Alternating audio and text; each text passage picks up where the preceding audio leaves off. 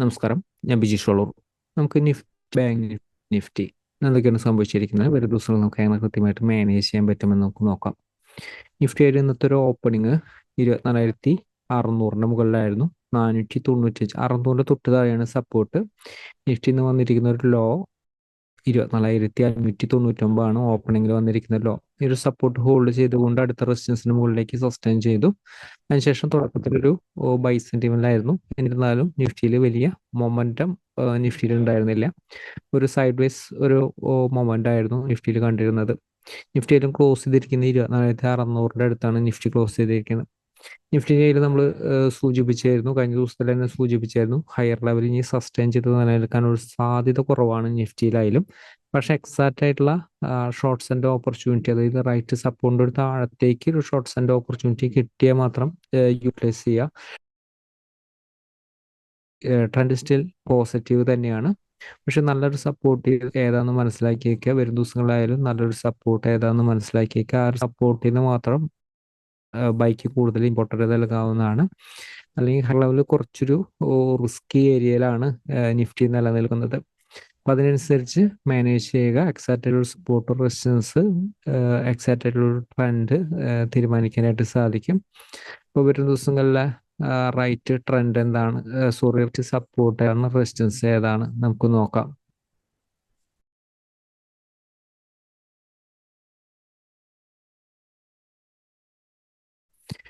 Higher level resistance 24,640 in case gap up opening ആണ് 640 ഒരു മുകളിലാണെങ്കിൽ ബൈക്കാണ് സാധ്യത.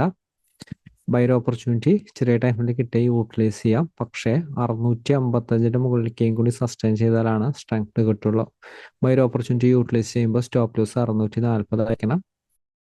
655 മുകളിലേക്ക് സസ്റ്റെയിൻ ചെയ്ത ബൈർ ഓപ്പർച്യൂണിറ്റി യൂട്ടിലൈസ് ചെയ്യാം. 640 സ്റ്റോപ്പ് ലോസ്. 655 മുകളിൽ ഓപ്പൺ ചെയ്താലും ഷോർട്ട്സ് ആൻഡ് ഓപ്പർച്യൂണിറ്റി 640 താഴെ മാത്രമാണ്.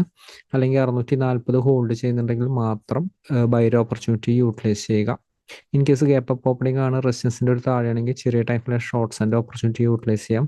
615 575 സപ്പോർട്ടാണ്. ഓപ്പൺ ചെയ്യുന്ന ഗ്യാപ്പ് ഡൗൺ ഓപ്പണിംഗ് ആണ്, 575 സപ്പോർട്ടിലാണെങ്കിൽ 615 മുകളിലേക്ക് സസ്റ്റെയിൻ ചെയ്ത ബൈർ ഓപ്പർച്യൂണിറ്റി യൂട്ടിലൈസ് ചെയ്യാം. തൊട്ടടുത്ത റെസിസ്റ്റൻസ് ഉണ്ട്, കഴിഞ്ഞ ദിവസം പറഞ്ഞിരിക്കുന്ന പോലെ ശ്രമിക്കുക. ഓപ്പൺ ചെയ്യുന്ന ഗ്യാപ്പ് ഡൗൺ ഓപ്പണിംഗ് ആണ്, 24,575 താഴെയാണെങ്കിൽ ഷോർട്ട് സെല്ലിനാണ് സാധ്യത. 520 സപ്പോർട്ട്. അതിനുശേഷം 490 സപ്പോർട്ട്, 460 സപ്പോർട്ട്. നിഫ്റ്റിയിൽ കുറച്ച് നല്ലൊരു സപ്പോർട്ട് വരുന്നത് മാർക്ക് ചെയ്യുന്നുണ്ട്. അതായത് 24,460 സപ്പോർട്ട്, 430 സപ്പോർട്ട്.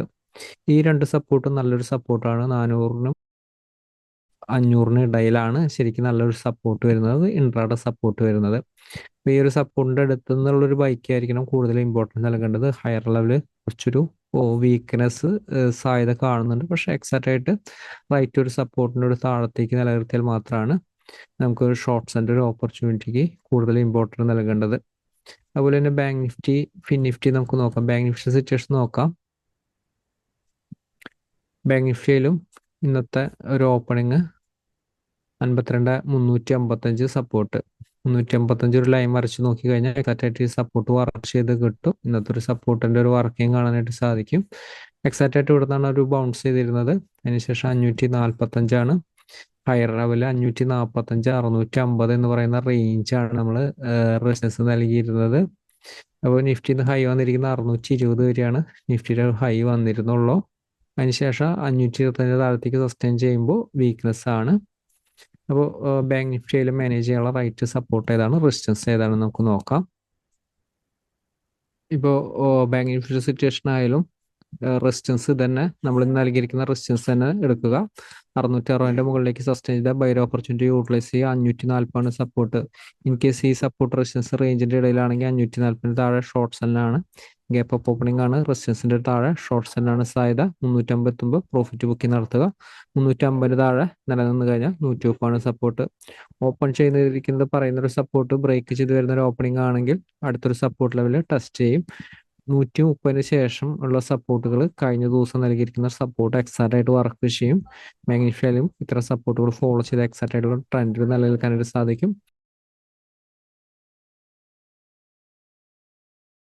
പോസിറ്റീവ് തന്നെയാണ് സെന്റിമെന്റ്, പക്ഷെ പോസിറ്റീവ് പ്ലസ് സ്ട്രഗിളിങ് റേഞ്ചിലാണ് നിൽക്കുന്നത്.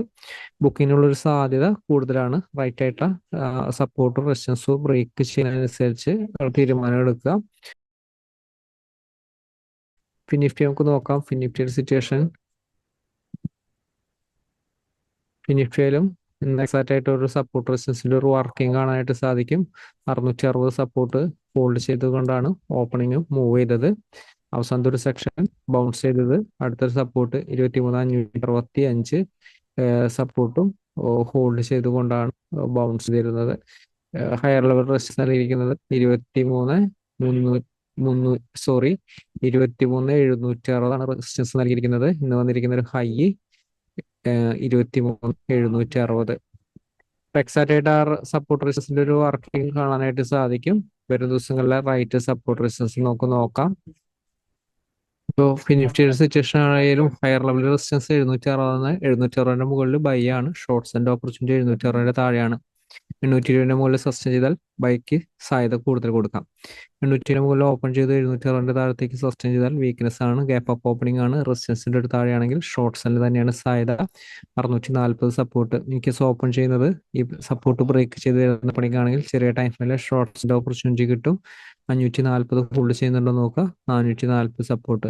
440 താഴത്തേക്ക് വന്നാലും ഇതിന്റെ മുകളിലേക്ക് പോയാലാണ് അടുത്തൊരു ബൈസിന്റെ മേലിൽ. അപ്പോൾ ഈ ഒരു സപ്പോർട്ട് ഇങ്ങനെയാണ് മാനേജ് ചെയ്യേണ്ടത്. അപ്പോൾ വരും ദിവസങ്ങളായാലും ഫിനിഫ്റ്റി, നിഫ്റ്റി, ബാങ്ക് നിഫ്റ്റി ഇത്തരം സപ്പോർട്ട് അനുസരിച്ച് മാനേജ് ചെയ്യുക. എക്സാക്റ്റ് ആയിട്ടുള്ള ട്രെൻഡ് ലഭിക്കുന്നതായിരിക്കും. മാർക്കറ്റിലെ വലിയ ആയിട്ട് നമുക്ക് ഒരു ദിവസം അപ്ഡേറ്റ് വീണ്ടും കാണാം. Thank you.